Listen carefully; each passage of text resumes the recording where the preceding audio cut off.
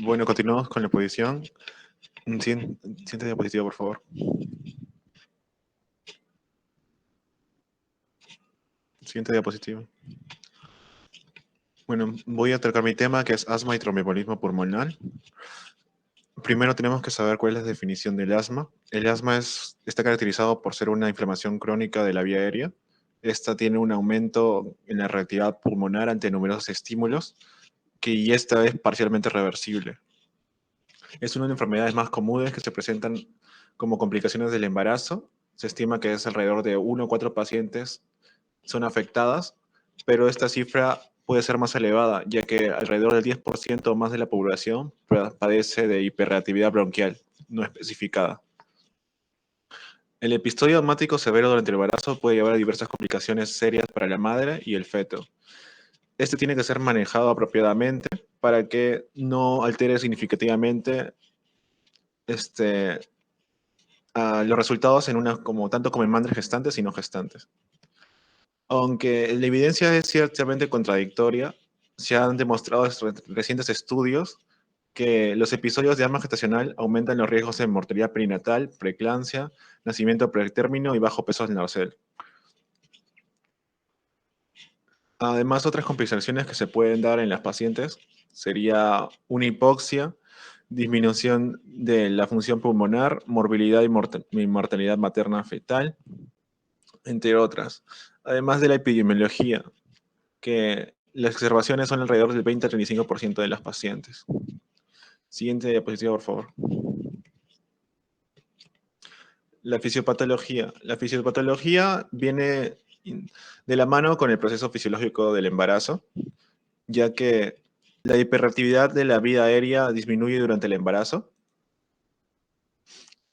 Estas modificaciones eh, Estas modificaciones fisiológicas del equilibrio ácido-base en la gestante y la menor capacidad de la compensación de la acidosis, también con la presión parcial de oxígeno superior a 35 milímetros de mercurio, el pH es inferior a 7.35, el descenso de la presión del oxígeno.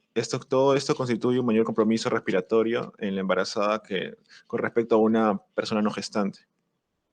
Siguiente, por favor. Ahora nos tenemos que ver el cuadro clínico. El cuadro clínico, por lo general, está asociado a la tos, que es el síntoma más frecuente y persistente. Suele ser seca, irritativa al inicio para volverse posteriormente productiva.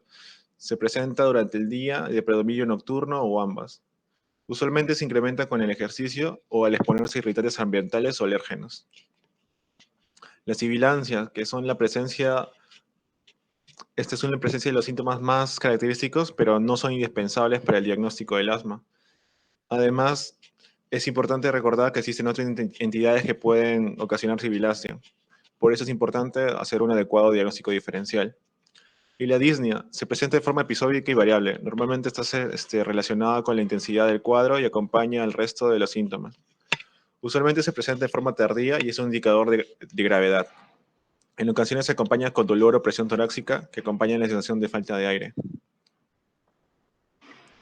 Bueno, hay una clasificación de la severidad del asma en la embarazada, donde la primera en la escala es el asma leve e intermitente, que son síntomas máximos 2 veces por semana, síntomas nocturnos máximos 2 veces por mes, un PERF o BEF del 80%. El siguiente es el asma leve persistente, que es síntomas más de 2 veces por semana. Sin embargo, estos no son todos los días. Síntomas nocturnos más de 2 veces por mes y BRF o BEF menor al 80%.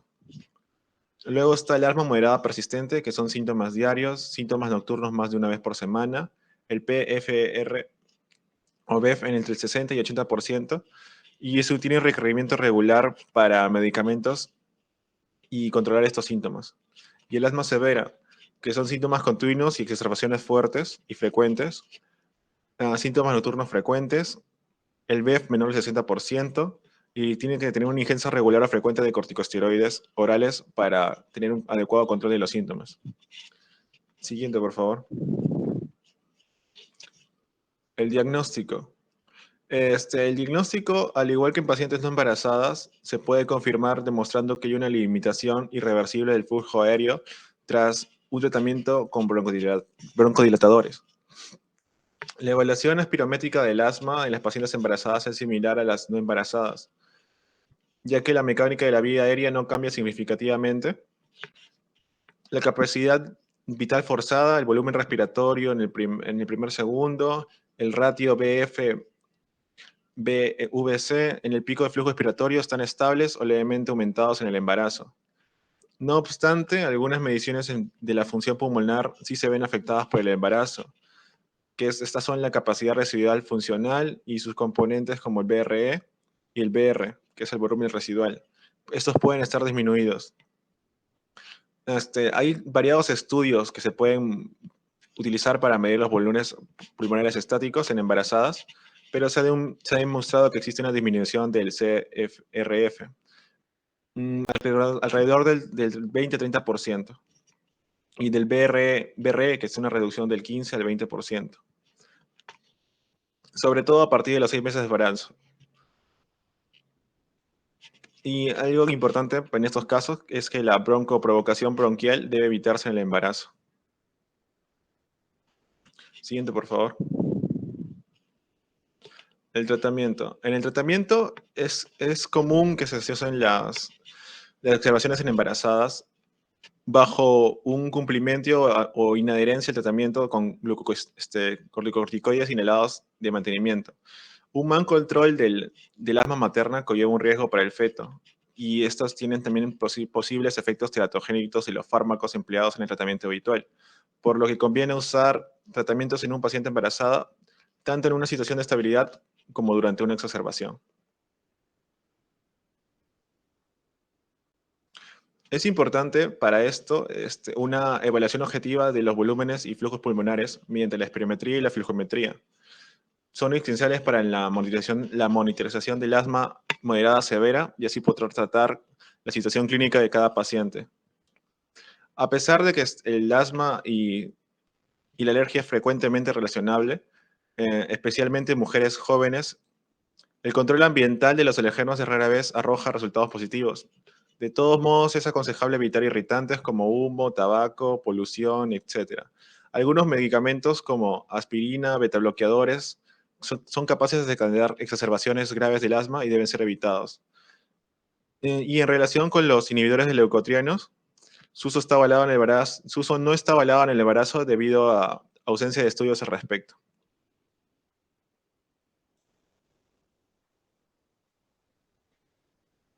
Bueno, la farmacoterapia que es indicada constituye con los beta-2 adrenérgicos, que son el labutamol nebulizado, 0.5 centímetros diluido en 2.5 con suero salino cada 30 minutos a estabilizar a la paciente. Los corticoides, hidrocortisona, 2 miligramos por kilo en un bolo cada 8 horas, o metilprednisola de 60 a 100 miligramos por en bolo cada 6 horas. Las metilsalinas como aminofilina. En general no se recomienda el uso en el embarazo. Los anticolinérgicos en crisis graves, como bromuro de ipatropio, que se puede asociar con un beta-adrenérgico. Otras cosas que mencionar antes de pasar al siguiente tema es que si existe una amenaza de parto pretérmino, el fármaco de elección es el atosiban y de segunda elección es el nifedipino. No conviene asociar beta-adrenérgicos en este caso. Si el desencadenante de una crisis asmática ha sido una infección respiratoria, esta deberá significar, en la mayoría de los casos, de un origen viral. Pero si sospecha de una infección bacteriana, debe darse tratamiento antibiótico con cefalexina endovenosa. Eso es todo. Es todo por el asma. Siguiente diapositiva, por favor. Este es un cuadro que he encontrado en un artículo que resume muy bien todos los componentes del procedimiento para poder llegar a tratar a una paciente con asma. Está muy completo, si quieren pueden revisarlo. Nos habla hasta de los Desde los posibles fármacos que le podemos dar en diferentes casos y en los tiempos por trimestre también. Siguiente diapositiva, por favor. Ahora continuamos con el tromboembolismo pulmonar.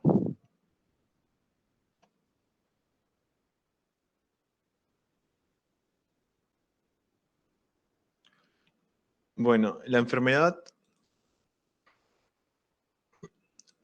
es una enfermedad aguda, que posiblemente mortal,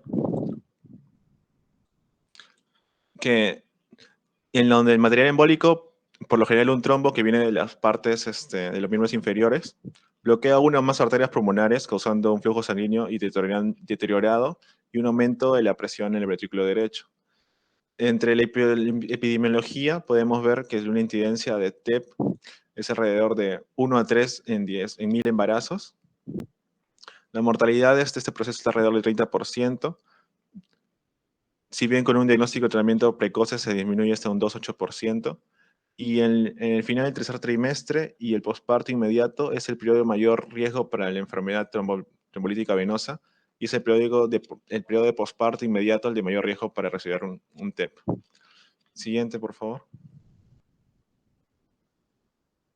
Bueno, en este caso sí tenemos un montón de factores de riesgos asociados que pueden llevar a un accidente como esta enfermedad, que son la estasis venosa, la edad mayor de 35 años, una multiparidad, las inmovilizaciones prolongadas, inhibición de la lactancia con estrógenos, traumatismo pélvico de extremidades inferiores, trombemorfilia hereditaria, síndrome de fosfolipídico, lupus, obesidad, enfermedades del corazón, diabetes mellitus, embarazos múltiples, etc.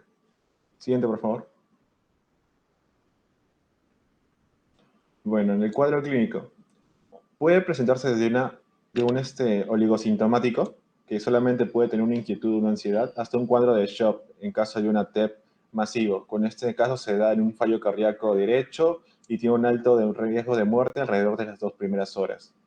No obstante, hay síntomas más frecuentes, que son la disnea, que tiene por lo general una aparición aguda, la taquipnea, taticardia, dolor pleurítico y tos seca, con o sin clínica de trombosis venosa profundas en las extremidades inferiores. Otros síntomas que pueden aparecer también son la hemoptisis, ortopnia, fiebre, cianosis, sudoración.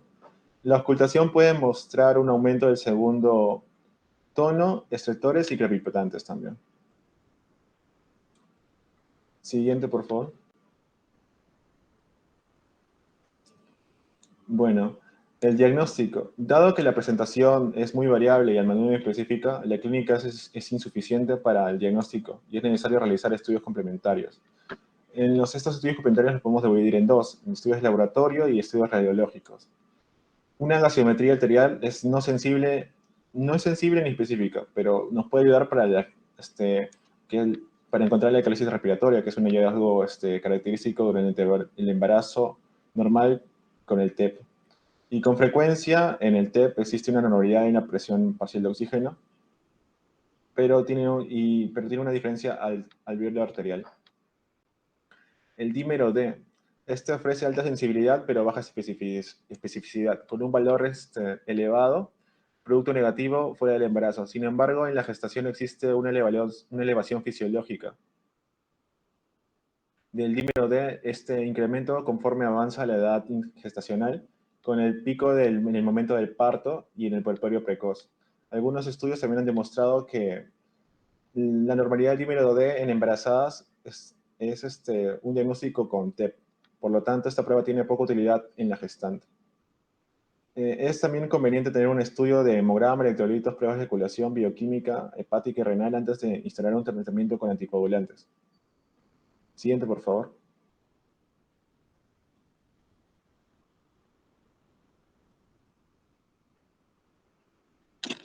Siguiente, por favor.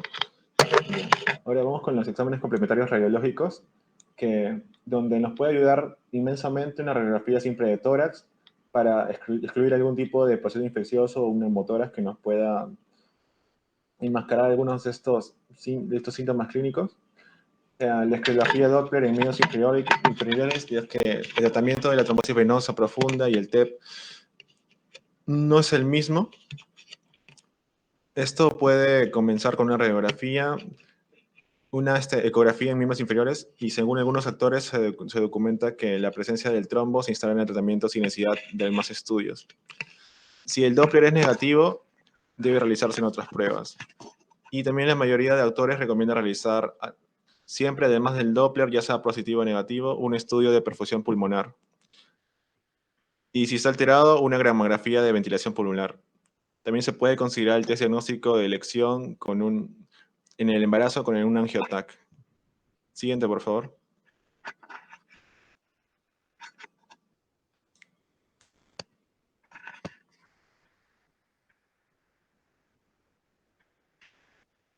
Bueno, aquí me voy a detener un momento más para explicar que el tratamiento puede iniciarse ante la alta sospecha clínica y mantenerse si el estudio informa de alta o mediana probabilidad de TEP, o bien iniciarse tras ese diagnóstico radiológico. Cuando el informe indica una baja probabilidad y el Doppler en extremidades es positivo, el tratamiento debe realizarse igualmente. Si es baja la probabilidad de TEP y el Doppler es negativo, pero la sospecha clínica es alta, debe instalarse el tratamiento y repetir el Doppler y gramografía en una semana. Si la probabilidad clínica es alta, con una gramografía de baja probabilidad o de calidad insuficiente para diagnóstico y un Doppler negativo, se puede considerar la realización de una angiografía pulmonar, una resonancia magnética, o si la paciente una paciente se halla en el puerperio, un ataque helicoidal, que es una prueba de elección en no gestantes. Bueno, una vez tenemos todo eso en consideración, nos vamos al manejo, que se procura que la paciente tenga una estabilización y una administración adecuada de oxígeno si esta tiene hipoxemia.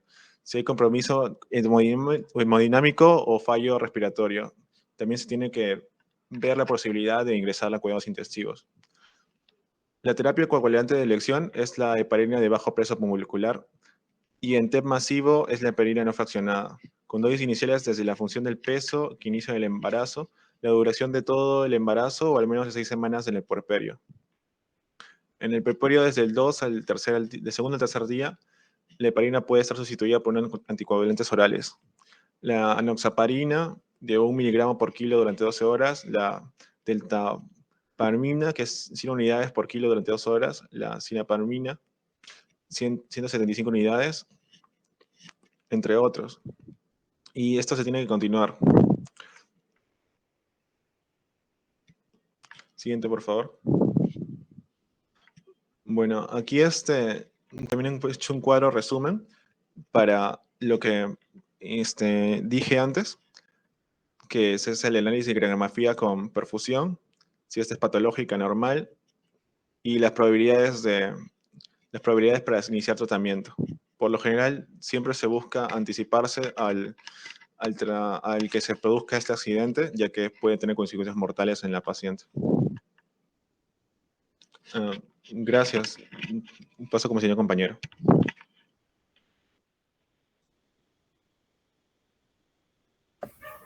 Bueno, siguiendo con la exposición, me toca hablar sobre diabetes gestacional. Siguiente, por favor.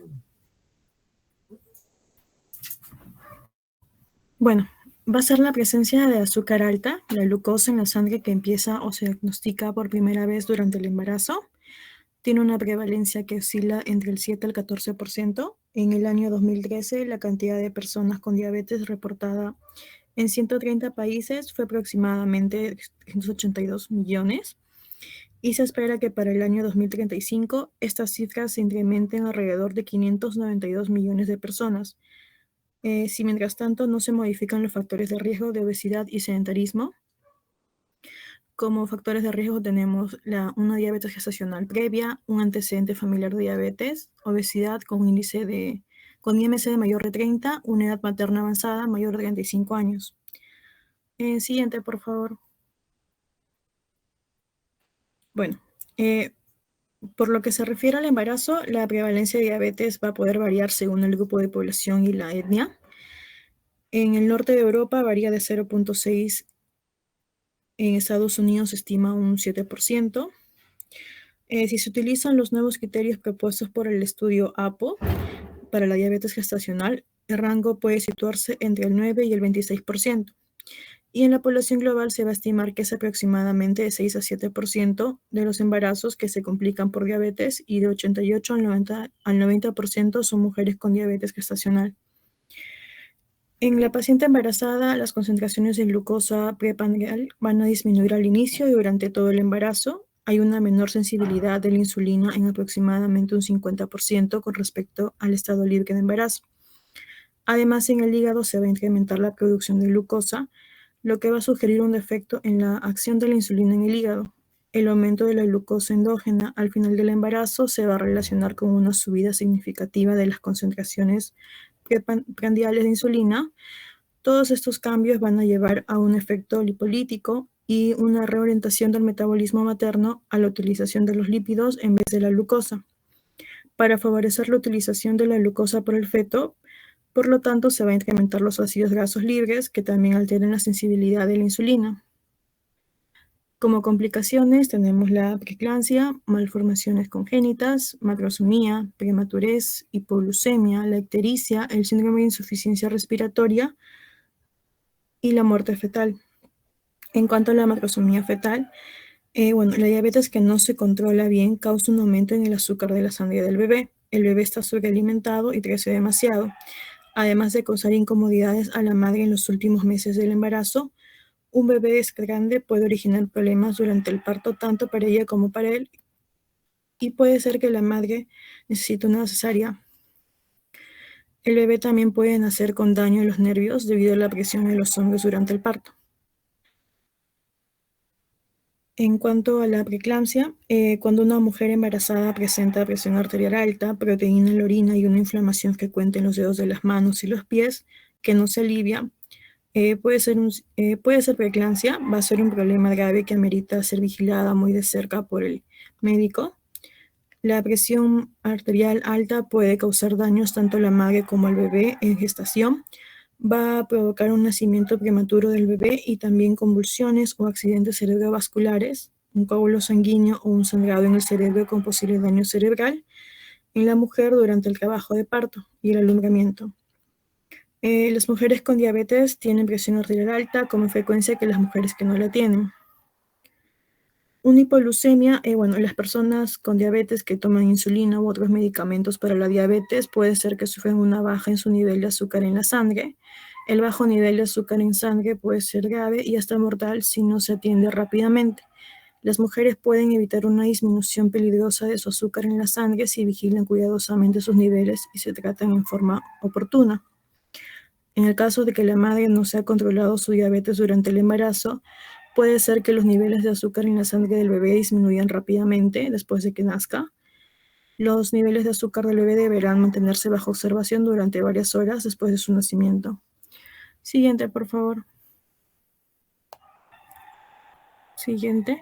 Bueno, como manifestaciones clínicas tenemos a la polidipsia, la poliaquia, una visión borrosa, fatiga, infecciones frecuentes que pueden ser en la vejiga, en la vagina y en la piel, temblores. Siguiente, por favor.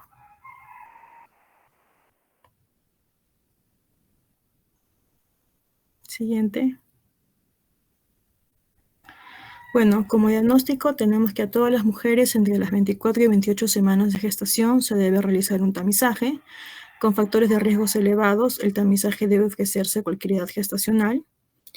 Si el resultado del tamizaje temprano es negativo en pacientes con factores de riesgo, se debe repetir entre las 24 y 28 semanas. Se usan dos pasos, una curva de 50 gramos con medición de glucosa plasmática en 1 hora. Si tiene menor a 140 miligramos por decilitro, es normal. Si tiene entre 140 y 199, hay una curva de tolerancia a la glucosa de 75 gramos en ayuno, 1 hora y 2 horas después de la carga. En ayuno los valores deben ser de 92 miligramos, en 1 hora 180, en 2 horas 153. Con un solo valor alterado se podría decir que es una diabetes gestacional y también cuando es mayor a 200 miligramos por decilitro. Siguiente, por favor. En cuanto al tratamiento, el tratamiento inicial debe ser con dieta y ejercicio. Las metas glucémicas no logradas, en cuanto a hipoglucemiantes orales, la metformina. La meta de la glucemia en ayuna debe ser menor de 95, la postprandial. A las 2 horas debe ser menor de 120. Si no tiene un control y se utiliza insulina, la dosis inicial de insulina debe ser de 0.5 a 0.7, de 6 a 18 semanas, de 0.7 a 0.8, de 18 a 26 semanas, y de 0.9 a 1.1, más de 26 semanas. Debe ser de 2 a 3 dosis en la mañana, un tercio de dosis de insulina rápida al desayuno, y cuando es la mitad de la dosis en la tarde, media dosis es al dormir y la otra media dosis de insulina es rápida en la cena. Todas van a tener como meta de glucemia en ayuno que sea menor de 95. Y en general, en la diabetes mellitus gestacional, los objetivos de la glucemia serán menor de 95, el basal, y menor de 140 a la hora postprandial, que trata de evitar las cetonurias e hipoglucemias. En cuanto al grado A, el tratamiento de elección va a consistir en cambios en el estilo de vida. Si fracasan las medidas higiénico-dietéticas, la insulina va a ser el fármaco de elección. Durante el embarazo va a estar contraindicado el uso de las dietas, ARAS-2 y estatinas, y hay que reevaluar a todas las mujeres con diabetes gestacional a las 16 y 12 semanas tras el parto o tras el cese de la lactancia. Eso sería todo. Gracias. Bueno, continuando con la exposición, yo les voy a hablar sobre la artritis reumatoide. Siguiente, por favor. La artritis reumatoide es una enfermedad inflamatoria inmunitaria de causa desconocida y con afectación sistémica.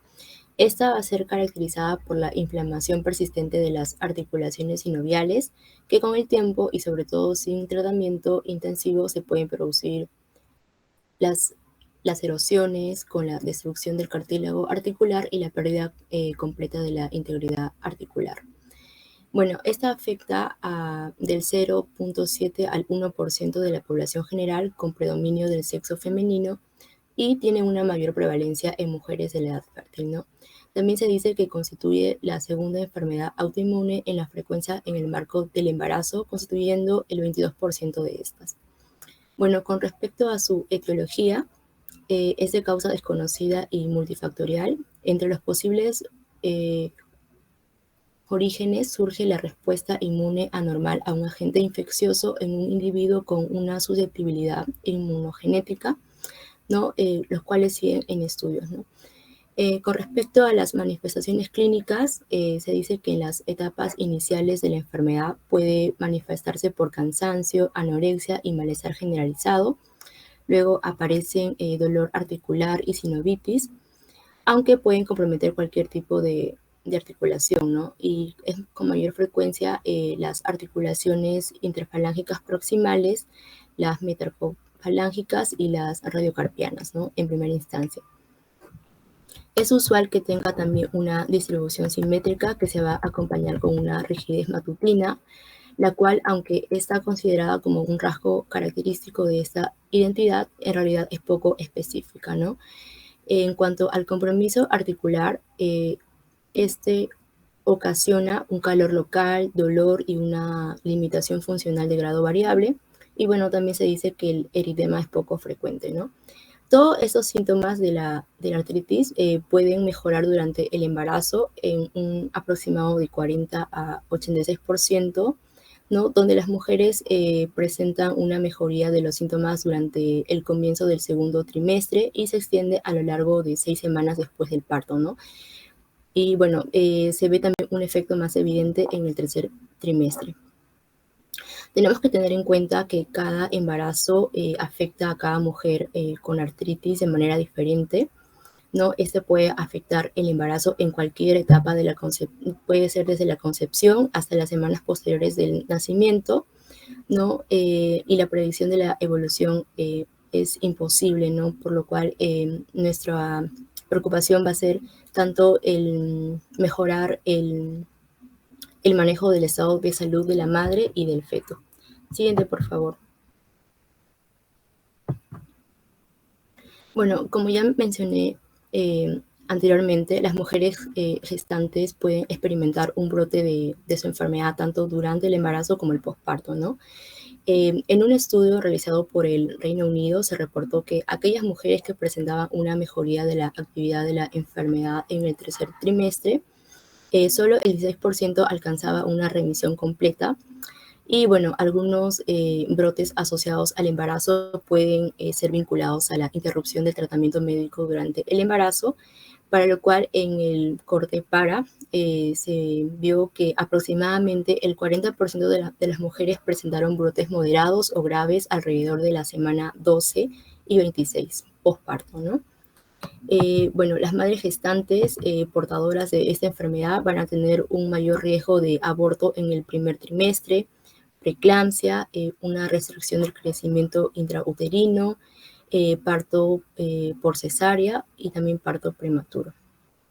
Siguiente, por favor. Bueno, en cuanto al diagnóstico, es esencialmente clínico, siendo fundamentalmente el interrogatorio, la inspección y la palpación, ¿no? El examen físico debe incluir todas las articulaciones accesibles, ya sea de forma directa o indirecta, ¿no? Y esto se hace con la finalidad de dar una uniformidad con respecto a los estudios que se van a realizar en esta enfermedad, ¿no? Para lo cual se usa los criterios de diagnóstico American College of Rheumatology, ¿no? En donde se ve lo siguiente, ¿no? En el punto número 1 podemos ver una rigidez matutina articular de al menos 1 hora de duración antes de su mejoría. Como punto número 2, artritis de 3 o más áreas articulares, en al menos que se presenten 3 de ellas, ¿no? También en el punto número 3, si vemos una artritis de las articulaciones de las manos, ya sea esta manifestada por edemas en algunas de las áreas, ya sea muñecas, metacarpofalángicas, ¿no? En el punto número 4 tenemos artritis simétrica, ¿no? Con afectación de las mismas áreas articulares. En el punto número 5, nódulos reumatoideos subcutáneos, ¿no? Sobre todo las prominencias óseas o en superficies extensoras. En el punto número 6 tenemos la demostración del factor reumatoide, cero positivo. Y por último, las alteraciones típicas de la artritis reumatoide en las radiografías posterior-anteriores de las manos y muñecas, ¿no? Bueno, eso se puede afirmar si satisface al menos 4 de los 7 criterios, ¿no? Los 4 primeros criterios van a estar presentes en al menos durante las 6 primeras semanas, ¿no? Y bueno, también hace mención que debemos tener en cuenta el valor de la ecografía en artritis activa durante el embarazo.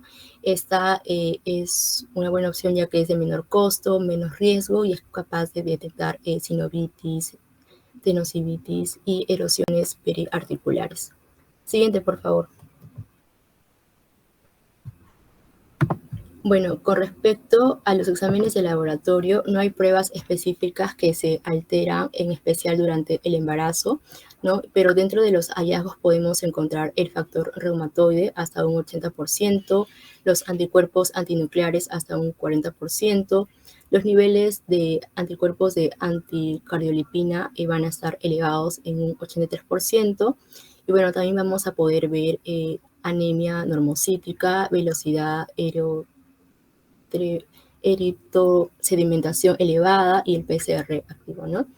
Y bueno, en cuanto al análisis del líquido sinovial, este confirma una artritis inflamatoria, donde podemos ver el líquido turbio, una viscosidad disminuida, una concentración de proteínas elevadas, una disminuida concentración de la glucosa, ¿no? También leucocitos entre 5 a 5.000, a predominio de los polimorfonucleares, ¿no? Y con un líquido con más de 2.000 leucocitos, ¿no? Siguiente, por favor. Bueno, con respecto al tratamiento, básicamente lo que vamos a ver aquí es la seguridad de los medicamentos antirreumáticos durante el curso de la gestación, en donde la Liga Europea contra el Reumatismo y la Sociedad Británica de Reumatología han desarrollado algunas pautas útiles para orientar al momento de prescribir los medicamentos compatibles con la gestación, ¿no? Vemos que son seguros y se puede continuar los antimaláricos, la sulfasamida, la ciclosporina, la colchicina, la inmunoglobulina intravenosa y los glucocorticoides, ¿no?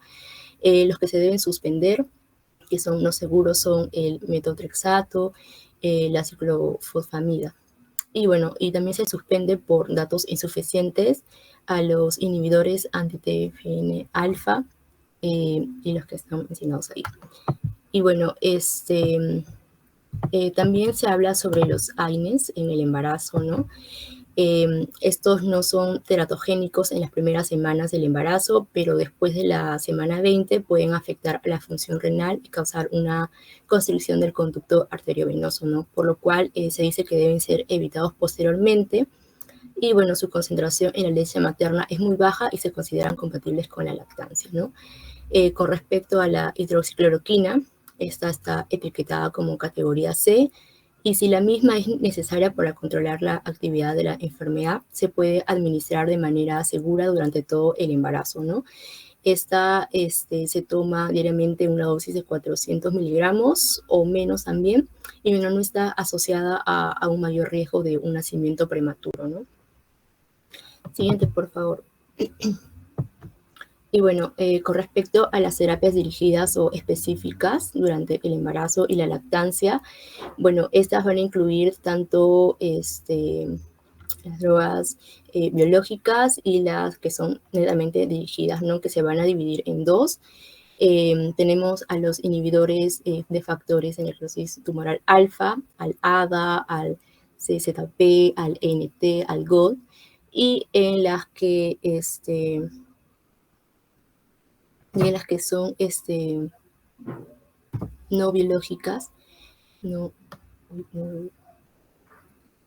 como el ABA, el ANK, el TZ, la RTX, ¿no? Y bueno, se piensan que estos ejercen efectos no deseados en los bebés de las mujeres con esta enfermedad tanto durante el periodo de la gestación como el periodo de la lactancia, ¿no?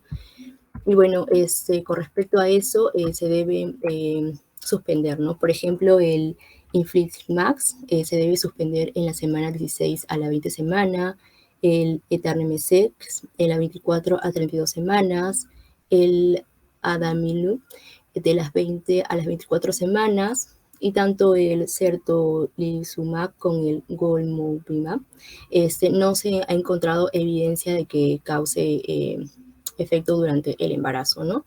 Y bueno, para concluir, la terapia con estos inhibidores de factor de necrosis tumoral durante el primer trimestre del embarazo está recomendada, ¿no? Y bueno, tanto el Etanercept y el Certolizumab pueden ser utilizados durante el embarazo, ya que los mismos tienen una baja transferencia a través de la placenta, ¿no? Y bueno, con respecto a los no inhibidores, como el RTX, el ANK y el ABA, bueno, estos deben ser reemplazados antes de la concepción por otros medicamentos, y solo deben considerarse cuando todos los demás agentes compatibles con el embarazo no logran controlar la actividad de la enfermedad, ¿no? Y eso sería todo. Gracias. Siguiente.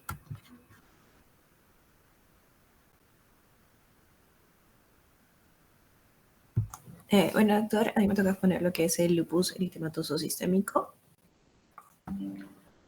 Para empezar, ¿qué es? Es una enfermedad crónica multisistémica que se caracteriza por una respuesta autoinmune aberrante a los autoantígenos con una afección a cualquier órgano o tejido, principalmente en mujeres en edad reproductiva, ¿no? Al tratarse de una enfermedad reumática crónica y grave, cuando una mujer desea quedar embarazada, ese debe ser planificado y guiado por un equipo multidisciplinario, ¿no? Para llegar a un fin exitoso y disminuir los riesgos. Además de mantenerse controlada por lo menos 6 meses antes, sin ningún episodio aberrante.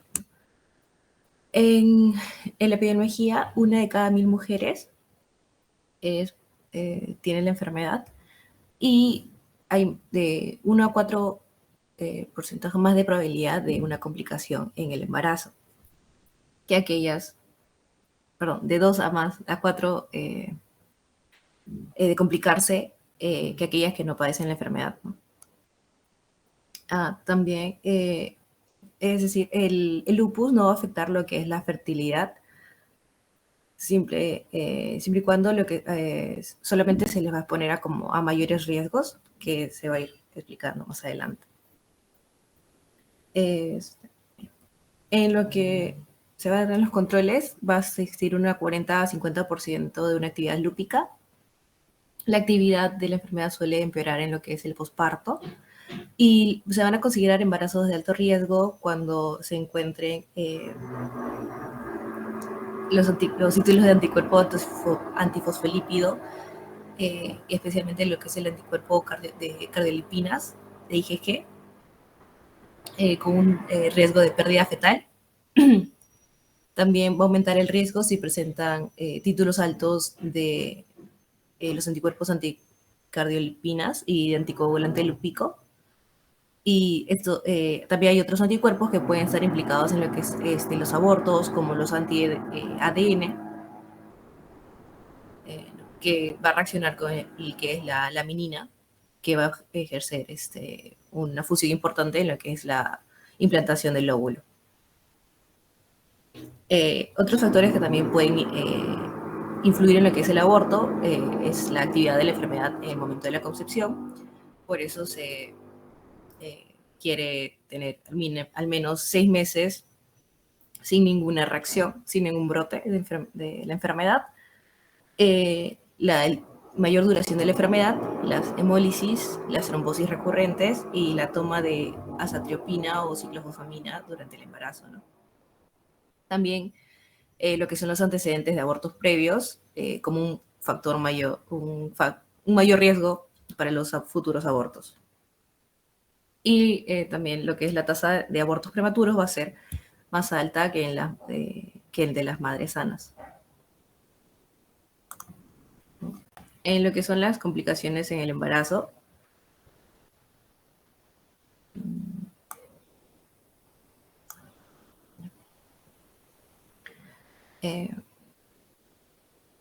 la presencia de la enfermedad activa en el momento de la concepción, como yo les dije, va a implicar un mayor riesgo de brotes durante la gestación, que puede llevar a las complicaciones que ponen en riesgo tanto a la madre como al feto, ¿no?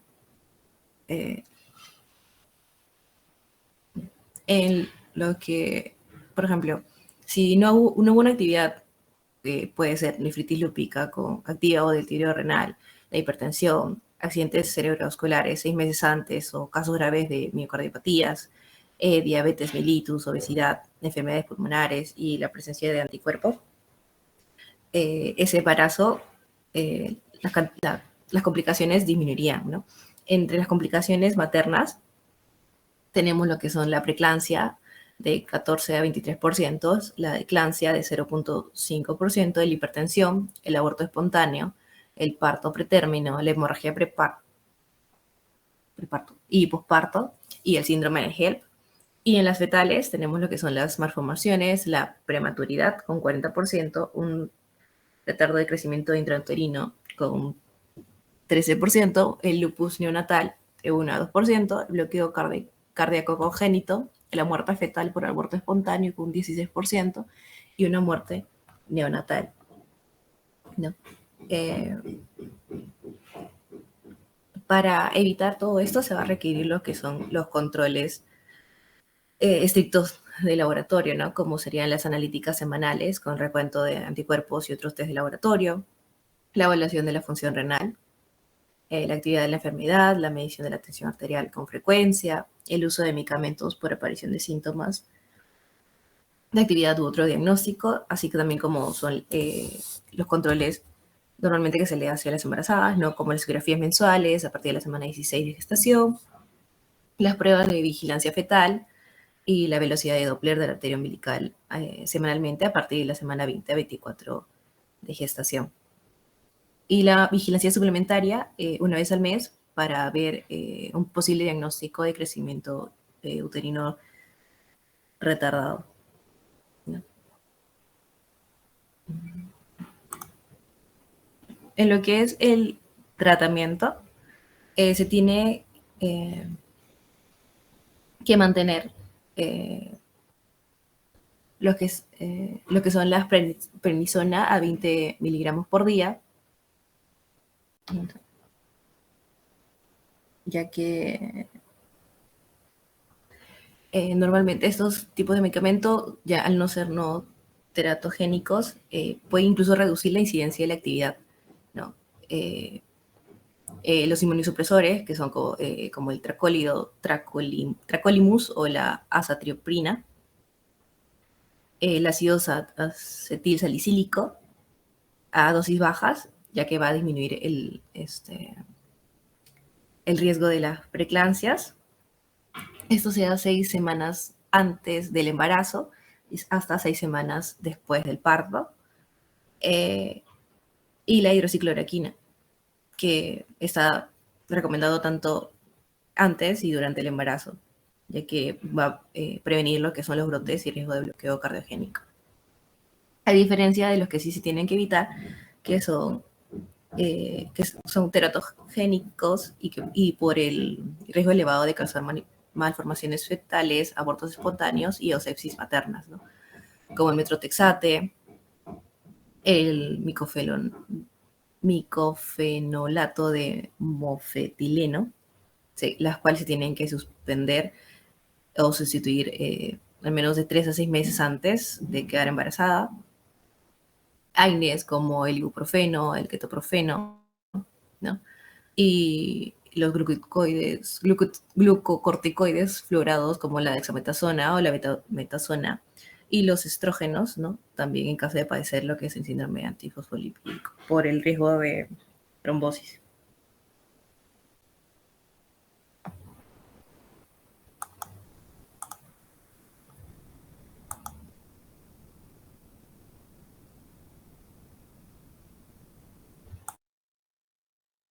Bien, buenas tardes, doctor. Buenas tardes, compañeros. Como último punto de la exposición tenemos las enfermedades tiroideas. La disfunción de la glándula tiroides es la causa número 1 de los desórdenes endocrinos más comunes en las mujeres de edad fértil y principalmente en gestantes con una relación de 4:1 frente a los hombres. Una función anormal de esta glándula tiroides va a afectar físicamente la habilidad de la mujer para poder embarazarse, el curso del embarazo, la salud del feto y la condición materna. Durante la gestación se observa un aumento progresivo del tamaño de la tiroides a causa de la hiperplasia del tejido glandular y a un incremento de la vascularización.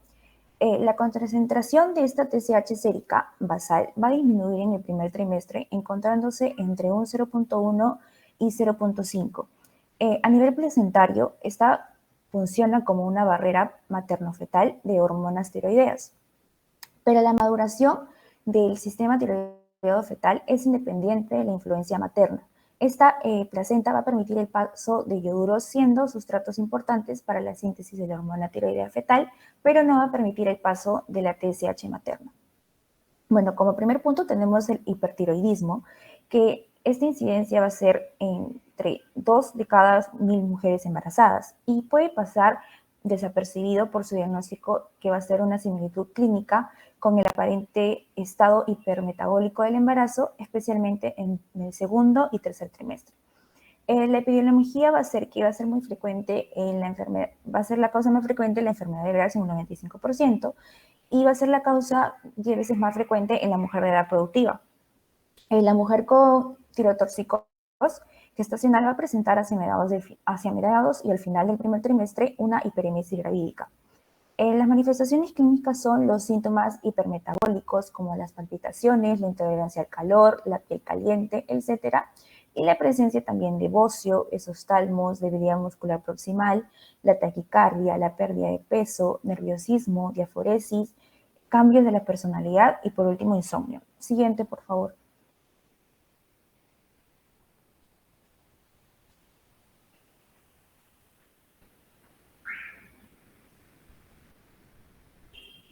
Siguiente, por favor. Ok, bueno, las complicaciones maternas van a ser la hipertensión arterial, la insuficiencia cardíaca, una crisis tiroidea, un aborto, un parto pretérmino, un desprendimiento prematuro de la placenta y por último una anemia. Dentro de las complicaciones fetales tenemos el retardo de crecimiento intrauterino, la prematurez, el bajo peso al nacer y por último la muerte. ¿Cómo vamos a diagnosticar este hipertiroidismo? Va a ser por las manifestaciones clínicas ya mencionadas, la medición de niveles de TSH y T4 libre y por último la presentación de anticuerpos contra el receptor TSH. La T4 libre se va a encontrar elevada, la TSH va a estar suprimida y por último los anticuerpos se van a encontrar elevados. Siguiente, por favor. Dentro del tratamiento como meta tenemos controlar la tiroxicosis, evitando el hipotiroidismo fetal o neonatal. Y también tenemos como meta las tinaminas, que son las drogas más efectivas para el manejo de la tirotoxicosis y el embarazo.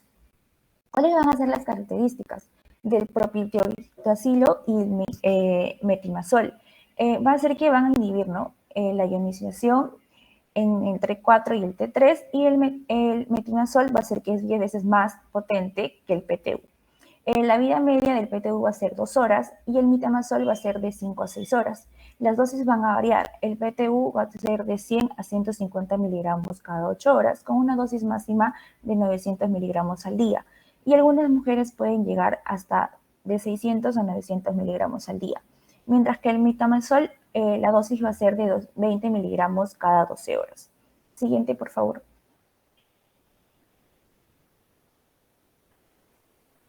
El hipotiroidismo. Las mujeres hipotiroideas sin tratamiento van a ser difíciles de embarazarse, principalmente como consecuencia de sus alteraciones ovulatorias. Esas mujeres también que se van a embarazar se van a encontrar con un bajo tratamiento con dosis sustitutivas de hormonas tiroideas. Dentro de las complicaciones que se pueden presentar puede ser un aborto espontáneo, un parto pretérmino, un bocio y un cretinismo verdadero y por último un hipotiroidismo neonatal. Este hipotiroidismo se va a dividir en primario y secundario. El más frecuente siempre va a ser el primario. El primario se puede dar por una tiroiditis crónica autoinmune, que va a ser biógena y atrófica, y una consecuencia de ablación o postquirúrgica. Y el secundario se va a dar por una enfermedad hipofisiaria o hipotalámica. Dentro de las manifestaciones clínicas tenemos el edema preorbitario o facial, el pelo va a estar áspero, seco, grueso y frágil, la piel va a estar pálida, amarillenta, gruesa y seca. Va a haber una hipotensión arterial, una bradicardia, una bradisiquia, una bradilabia y también una intolerancia al frío, una irritabilidad, una debilidad, uñas frágiles y caída de cabello. Siguiente, por favor. Las complicaciones maternas y fetales. Dentro de las maternas, como ya lo hemos mencionado, va a ser un aborto, una preeclampsia, una hemorragia postparto, un desvío de la placenta y por último anemia. Dentro de las fetales tenemos el retardo de crecimiento intrauterino, el bajo peso al nacer, la muerte fetal, retraso mental o sufrimiento fetal. El diagnóstico se va a dar por la historia clínica, por la medición de nivel de TSH y T4 libre y por un examen clínico o subclínico. El hipotiroidismo subclínico va a estar frecuente en un 2.5% y el clínico en un 0.3 a 0.7%. Este hipotiroidismo subclínico va a tener un T4 y T3 libre normal y un TSH elevado, mientras que el hipotiroidismo clínico va a tener un T4 y T3 libre bajos y un TSH elevado. El tratamiento para este hipotiroidismo va a ser la levotirosina sódica en una dosis inicial de 0.1 miligramos por kilogramo al día y una dosis de mantenimiento de 0.125 y o 0.2 miligramos por kilogramo al día. Los niveles de T4 libre se normalizan a los pocos días de iniciado este tratamiento y los niveles de TSH van a tardar aproximadamente 6 semanas en normalizarse. Y también es necesario un tratamiento de sulfato ferroso por la anemia que pueda presentar. Siguiente. Bueno, eso sería todo de nuestra parte, doctor. Muchas gracias. Muy bien, la coordinación está perfecta. La recomendación es que cada vez que pongan, van a usar un número de lámina. En cada lámina siempre pongan la referencia, porque es una pregunta, ¿no? De sacar una información. De cualquier referencia, en que siempre reprende de dónde han sacado la información. ¿Ya? Bueno, entonces, ahora, ¿qué vemos? Las conversaciones múltiples son más importantes. No necesita usted ecografía para, por ejemplo, para investigar. Eh, Siempre se basa en el laboratorio, no cambian los estudios, por ejemplo, ¿no? La disposición de la telemetría, mejora con el betadón, que se de los 24 libres y TSH, ¿no? Son elementos diagnósticos que están a la mano, disponibles. Como vemos, son tratamientos que pueden ser llevados en el consultorio. Vemos que el plasma no se utiliza, ¿no? Pero es representante, puede llegar a ocultar, ¿no? Eso no es tratamiento. Eso es inflamatorio, generalmente en el embarazo, los exámenes del lupus se exacerban. Y lo mejor a aquellas personas que llegan al embarazo sin complicaciones, por lo menos, no sé. Y es de hoy es importante saber, porque al inicio del embarazo hay unos síntomas que son muy parecidos a la gravid. Por eso, este protocolo de intergravidad va a pedir ICH y TJ para ver que es una experiencia gravídica versus una crisis de gravedad. Pregunta.